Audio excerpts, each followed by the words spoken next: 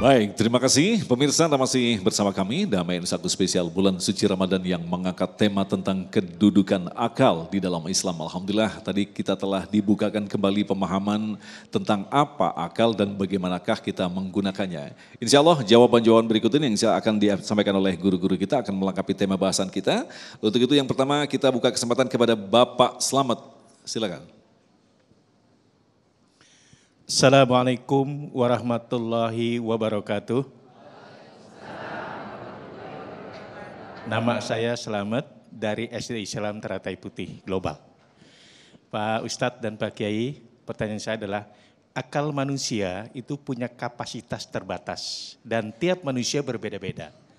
Dengan kondisi seperti itu, bagaimana cara kita memahami dan mengerti ayat Allah Subhanahu wa taala. Jadi dengan kata lain mengerti dan memahami Al-Quran. Itu saja, mohon penjelasannya. Akhirul kalam, assalamualaikum warahmatullahi wabarakatuh. Assalamualaikum warahmatullahi wabarakatuh. Silakan Gus Hayid terlebih dahulu. Baik, terima kasih Pak Slamet. Subhanallah, pertanyaannya luar biasa Pak. Ini layak ditambahi bonusnya. Alhamdulillah. Pak Slamet bilang akal manusia itu terbatas. Tidak. Saya tegaskan akal manusia tidak terbatas. Kemalasan itulah yang bikin akal manusia menjadi terbatas. Bapak Ibu sekalian, kalau membaca hasil penelitian tentang neurologi, tentang akal, ada yang mengatakan akal manusia itu kapasitasnya lebih dari 3 juta megabyte. Itu yang ngerti komputer mesti paham ini. 3 juta megabyte Pak. Di atas mega itu ada tera atau apalah namanya itu. Nah, akal manusia itu lebih dari itu. Artinya apa? Akal manusia itu akan bisa menampung apapun untuk bisa memahami Allah Subhanahu wa taala dan memahami ciptaan-ciptaan Allah Subhanahu wa taala. Nah, kalau ada orang yang nggak bisa memahami, berarti dia hanya menggunakan mungkin 0,00 sekian persen akalnya. Karena apa? Males. Betul apa betul? Maka ketika Allah pertama kali menciptakan akal dipanggil oleh Allah. Akbil, datang kamu ngadep sama saya. Atau fi riwayat yang lain, Iqbal. Mereka datang. Fa'akbala. Ketika Allah merintahkan idbar atau adbir, akal bilang, oke, saya pergi. Jadi ketika Allah memerintahkan datang kau, akal datang. Ketika Allah memerintahkan pergi kau, aku pergi. Begitu taatnya akal, karena akal itu faham yang memerintah itu Allah Subhanahu wa taala. Beda ketika Allah menciptakan nafsu dan kemudian akal dan nafsu ini keduanya dipanggil oleh Allah. Dipanggil untuk ditanyain. Pertama yang ditanyain ini akal. Wahai akal, man ana wa man anta. Siapa saya dan siapa engkau? Kata Allah bertanya kepada akal. Apa jawab akal? Anta rabbi wa ana abduka dhaif. Saya hambamu yang lemah dan hina dan engkau adalah Tuhanku. Subhanallah. Giliran nafsu yang dipanggil oleh Allah Subhanahu wa taala untuk ditanya dengan pertanyaan yang sama. Man anta wa man ana, kata Allah. Apa jawabnya nafsu? Ana wa anta. Ini nafsu. Jadi Bapak Ibu sekalian yang mungkin hari ini belum menggunakan akalnya, lebih menggunakan nafsunya, ya begitu. Perintah sholat antar aja deh. Di perintah puasa lapar. Ini sama kayak jawaban nafsu ketika dipanggil oleh Allah. Man anta wa man ana. Apa jawaban nafsu? Ana, anta. Akhirnya Allah marah, dilempar itu nafsu. Deyer. Masukin ke dalam neraka yang sangat panas, 100 tahun. Udah cukup 100 tahun, gosong semua, dipanggil lagi. Wahai nafsu, ya, man ana wa man anta. Siapa saya, siapa engkau? Ana, anta. Tetep Pak. Nafsu itu kalau dikasih yang panas-panas tambah gendeng, tambah gila. Akhirnya Allah memerintahkan kepada malaikat, lempar lagi ke dalam an-nar. Api neraka tapi yang dingin. Api neraka yang tidak hanya dingin tapi tidak dikasih makan. Di situ diriwayatkan Lapar ya? an-narul ju', api neraka yang lapar. Tidak dikasih makan selama 100 tahun, teriak-teriak dia, lapar, lapar, lapar katanya. Tapi tetap 100 tahun, setelah 100 tahun dipanggil lagi. Oke, kamu teriak-teriak tadi, lapar, lapar, lapar. Man ana wa man anta. Ana nafsu wa anta robbi. Baru Pak mengakui ketika nafsu itu lapar. Kenapa kita disuruh puasa? Agar kita kembali kepada fitrah kita sebagai orang-orang yang suci. Makanya orang yang memperturutkan nafsunya, mesti dia akan menjadi orang yang sombong, tidak kenal Tuhannya. Tapi kalau dia menggunakan akalnya, dia akan mengenal Allah Subhanahu wa ta'ala. Nah, apakah akal itu terbatas? Tidak. Akal itu kalau kita gunakan Pak, insya Allah akan membuka pengetahuan-pengetahuan baru. Baik yang bisa difikir dengan kepala maupun yang tidak bisa difikir dengan kepala. Difikirnya pakai hati. Nah, cara terbaik mengasah akal kita itu apa?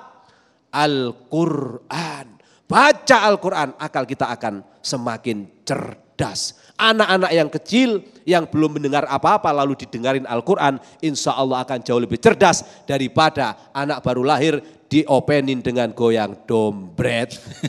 Baik, terima kasih Gus Said. Selanjutnya Ibu Siti Khadijah yang akan dijawab oleh Abah Raud.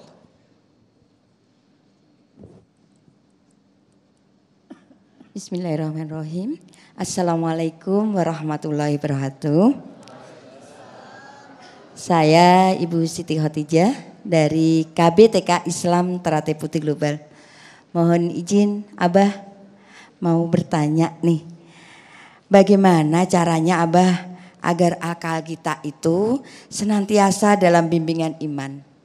Supaya tidak liar gitu. Kadang-kala kan tadi yang disampaikan Ustadz Gus Hazid kan terlalu liar ya. Karena kalah dengan nafsu gitu. Mohon izin, mohon dijawab. Baik, Abah. Bunda. Terima kasih. Assalamualaikum warahmatullahi wabarakatuh. Jadi intinya bagaimana kita mengendalikan akal ini Abah. Silakan Abah. Pertanyaan yang cukup bagus dari Ibu Khadijah. Bagaimana kita dapat mengendalikan akal. Tadi saya sudah sampaikan, akal itu ulama membaginya kepada dua bagian.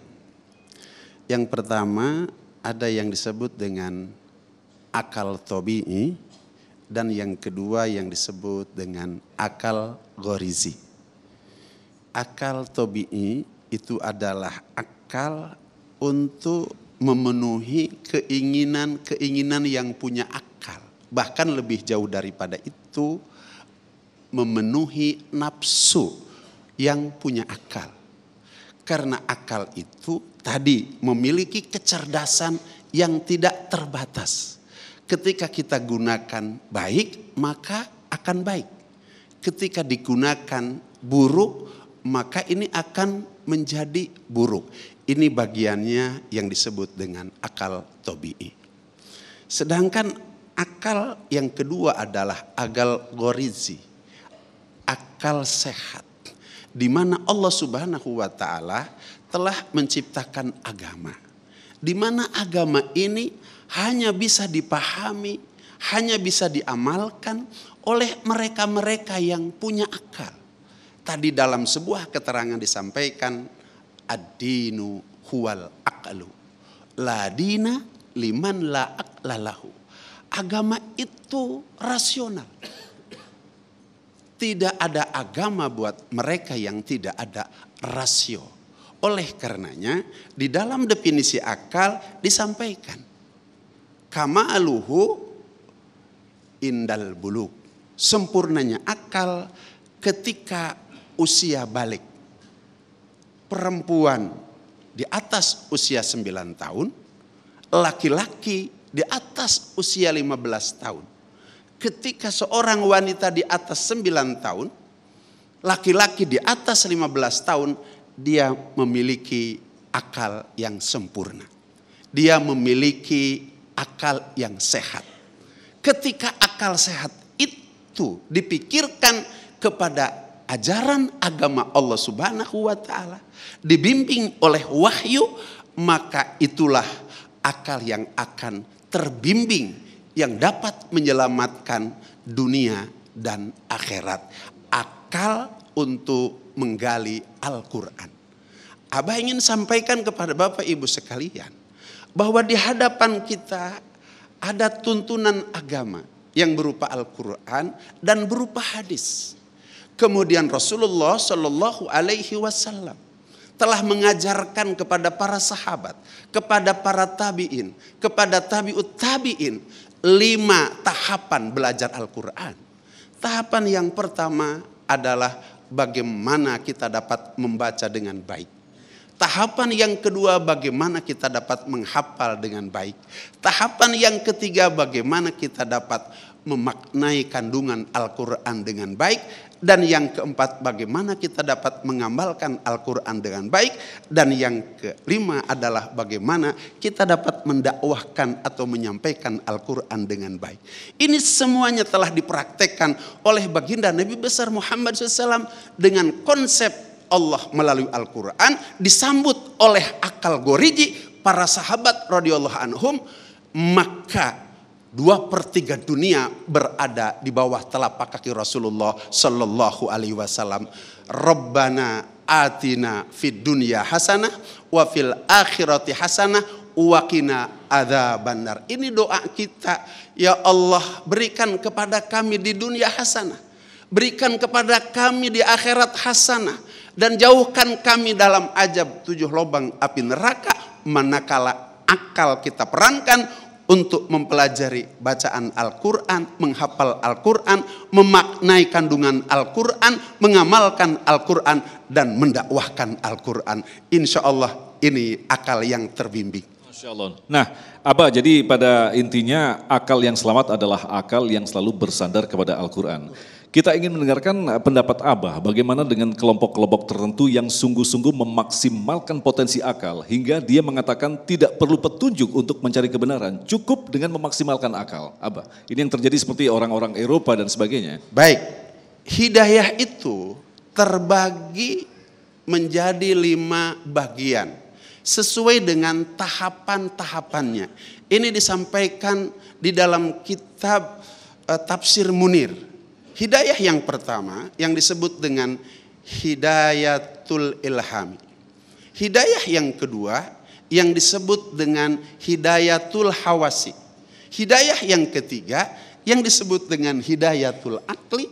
Dan hidayah yang keempat yang disebut dengan hidayatul dini. Sedangkan hidayah yang kelima apa yang disebut dengan hidayatul taufiki. Jadi memang orang yang mendapatkan hidayah daripada akal itu luar biasa.